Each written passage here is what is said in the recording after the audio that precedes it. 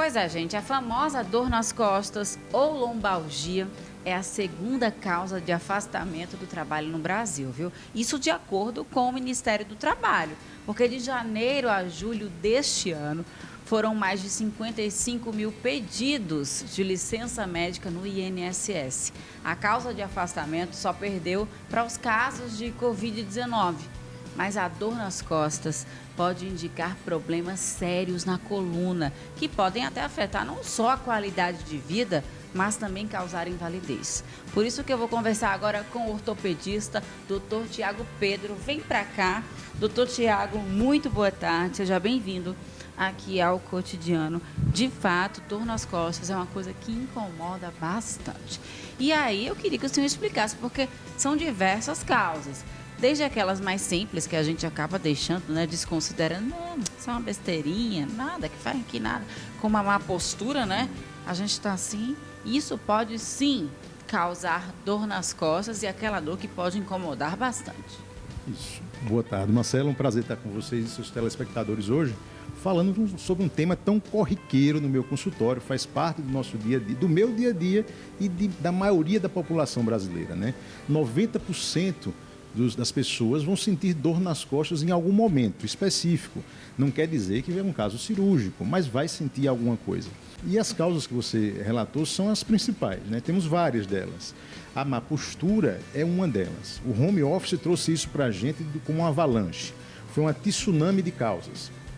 Porque o paciente em casa, com a má postura, ele assumiu uma maneira de trabalho que não é adequada. Trabalhar no sofá, trabalhar na cama por horas, cumprir aquela tarefa o mais cedo possível e ainda seus afazeres de casa. Isso pode acontecer. Outra causa muito importante que você citou é a atividade física. A atividade física ela deve ser vista de duas formas.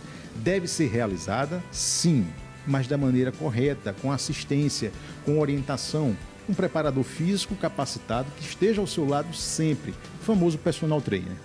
Outras causas muito importantes também relacionadas à obesidade, né? A gente vive a comida rápida, o fast food nos invadiu, né, o país. É uma tendência hoje que a gente almoce, faça refeições rápidas e de qualquer forma. Isso vem um sobrepeso, sobrecarregando as articulações, os joelhos e a coluna. Temos as causas genéticas, sabemos, mamãe teve uma dor. Papai já teve uma dor, vovó já teve uma dor. E o mais importante para a região que estamos inseridos hoje, no agreste pernambucano, são os fabricos, as confecções. É verdade.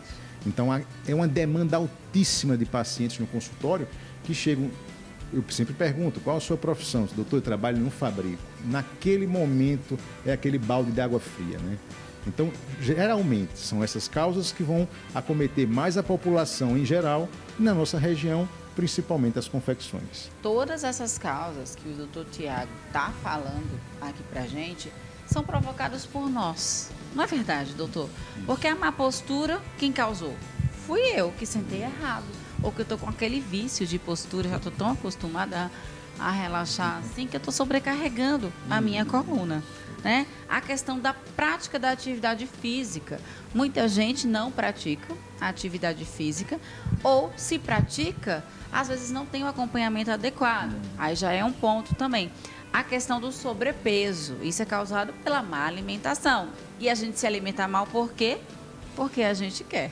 Né? Então, assim, são coisas que o doutor Tiago está explanando aí, que se a gente mudar, já vai aliviar bastante essa dor.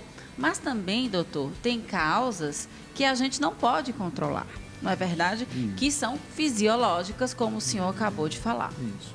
Naturalmente vamos envelhecer, faz parte da vida, não temos como evitar, é um processo natural.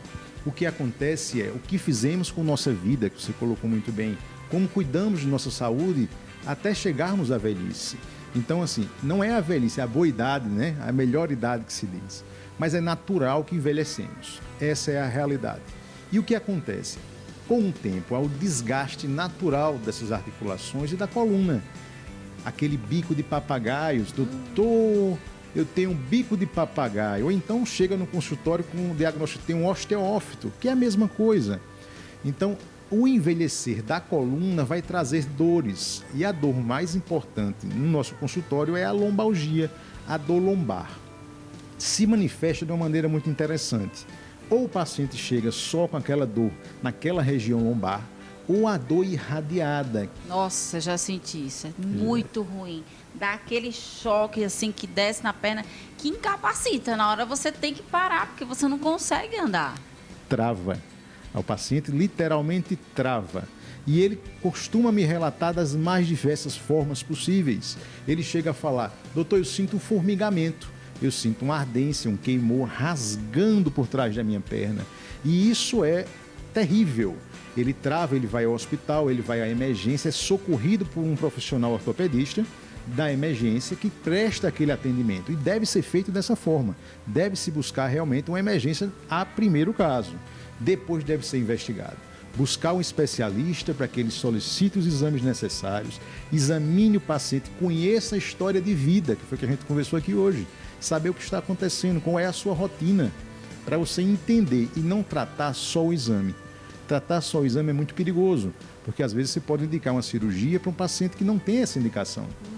Entendi. Isso. Perfeito. Então, o diagnóstico, primeiro que ele é individualizado, você chega lá e tem muita coisa por trás, e o exame que vai tirar aquela dúvida ou não. Mas aí eu te pergunto, doutor, como que é feito assim o tratamento? Porque todo mundo se assusta, fala, meu Deus do céu, e agora?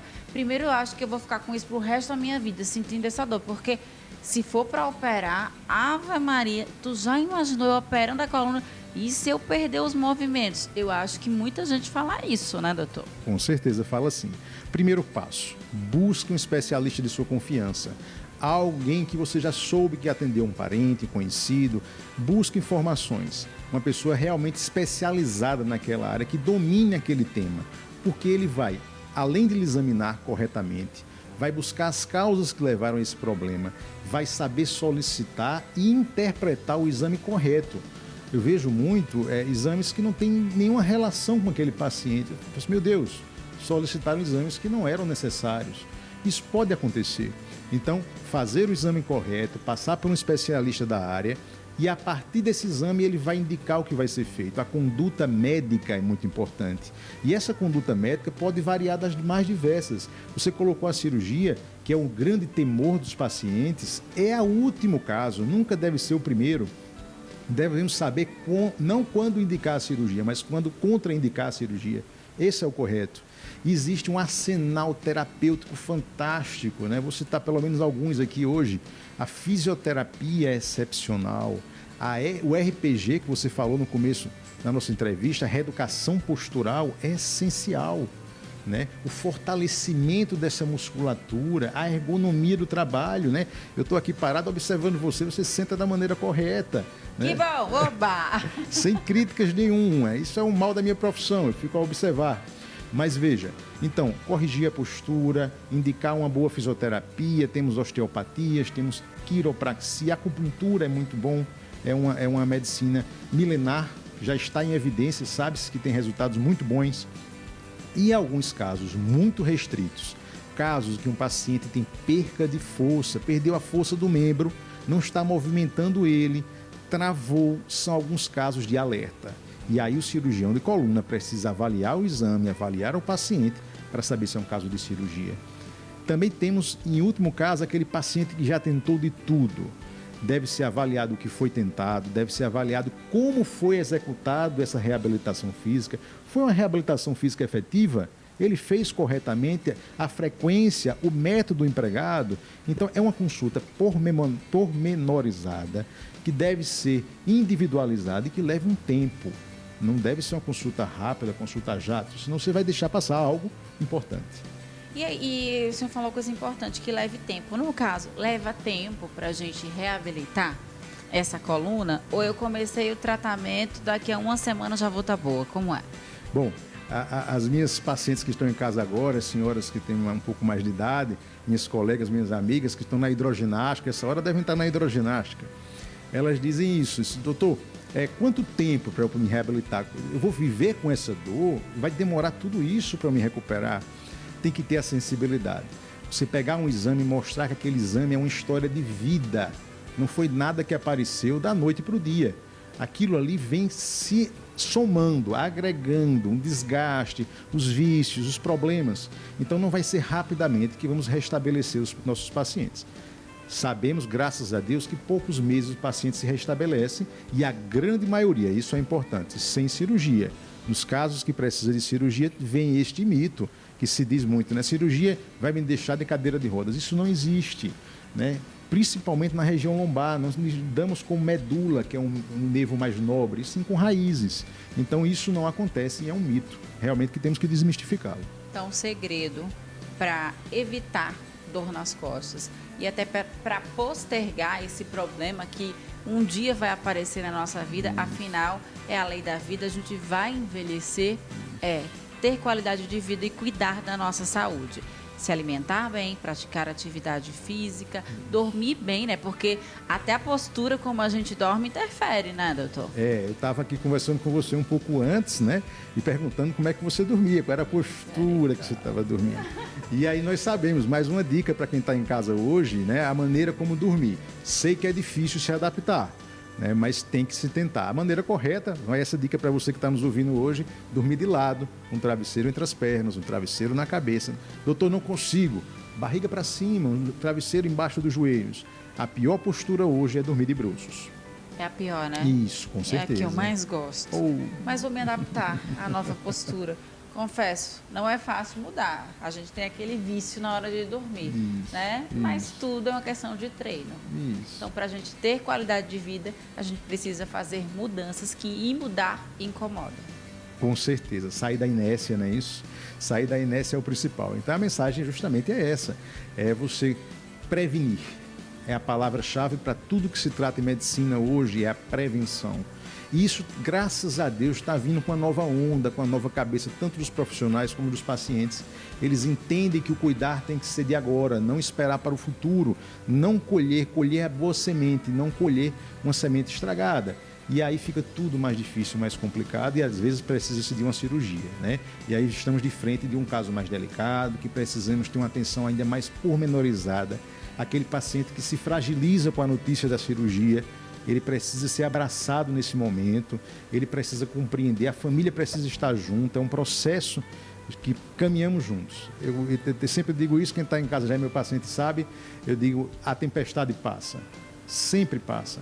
E o médico, ele é apenas o guarda-chuva. Essa é a minha maneira de enxergar.